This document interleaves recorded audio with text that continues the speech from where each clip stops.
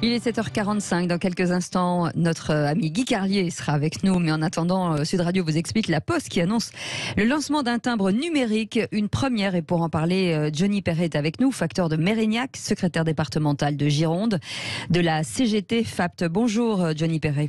Bonjour à tous. Bonjour Johnny Perret, soyez le bienvenu sur Sud Radio pour évoquer ce qui est véritablement une innovation majeure. Déjà, quand on parle de timbre digital, de quoi parle-t-on? Comment ça se présente, Johnny Perret? Alors en fait, c'est une série de... Ça rappelle un peu la crypto-monnaie en fait. C'est une série de lettres et de chiffres que les gens vont acheter via une application et qu'ils auront à recopier sur leur enveloppe. D'accord, donc c'est-à-dire que on va sur un site ou une application, comment ça se passe? Et après, donc on a un code et on le met directement sur son enveloppe. C'est ça, exactement. C'est ce que prévoit la Poste dans un premier temps d'ailleurs, mais on va en reparler. Mais c'est dans un premier temps, c'est exactement ça. Avec alors quel agenda, comment ça va se passer là? C'est pour l'an prochain, c'est ça, les premières expérimentations là-dessus?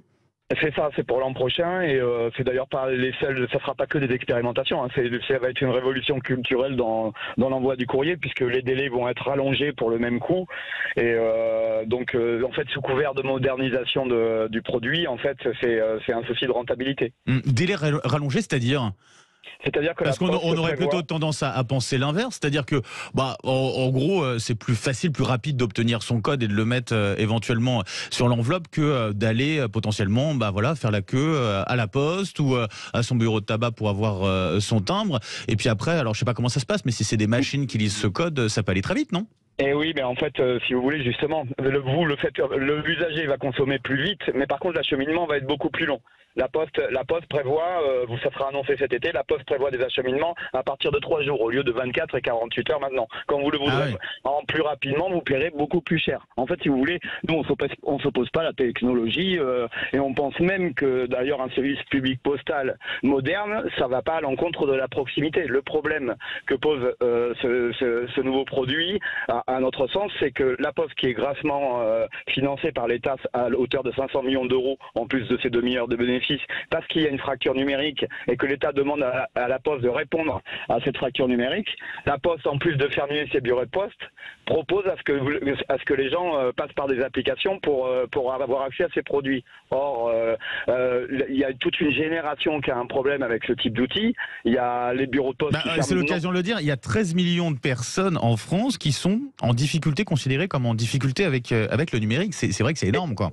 Exactement, et là par rapport à ça, la Poste n'a aucune réponse. Nous, ce qu'on pense, c'est qu'on peut très bien. Il était prévu, je crois, justement, de pouvoir former, proposer des formations justement pour cet outil. Mais en fait, si vous voulez, ces formations, en fait, c'est encore là un peu l'hypocrisie. Ces formations, en fait, ne vont pas être données obligatoirement à des postes. Il va y avoir ce qu'on appelle des maisons France Service qui vont ouvrir un peu partout, y compris dans les centres-villes des métropoles, où il y aura un service public au rabais où tout sera mélangé, que ce soit la Poste et d'autres services publics, où en fait les gens vous indiqueront sur quelle machine aller, etc., etc. Et la formation s'arrêtera là. Et donc, et en fait, il faut penser à nos anciens qui dans des villages ou même dans des centres-villes. Moi, je suis à Mérignac, on en est au 3e bureau de poste fermé, y compris avec le distributeur. Ces personnes-là, la Poste n'engagera rien pour aller vers ces personnes et les former à quoi que ce soit. C'est bien le problème. Alors qu'on entend, nous, la modernisation, parce que nous, on croit à un service public postal moderne, mais qui peut rester en même temps de proximité. Et là, ce qui va arriver, c'est que cette fracture numérique va être accentuée. Après, les deux timbres vont coexister, le timbre classique et le timbre numérique, en tout cas dans un premier temps. Dans un premier temps, toute la question est là. Évidemment que sous couvert d'écologie fallacieux, les timbres vont disparaître. C'est exactement la vocation, c'est évidemment ça. Les timbres vont disparaître. À moyen, long terme, vous pensez? À moyen terme. À moyen terme, c'est certain.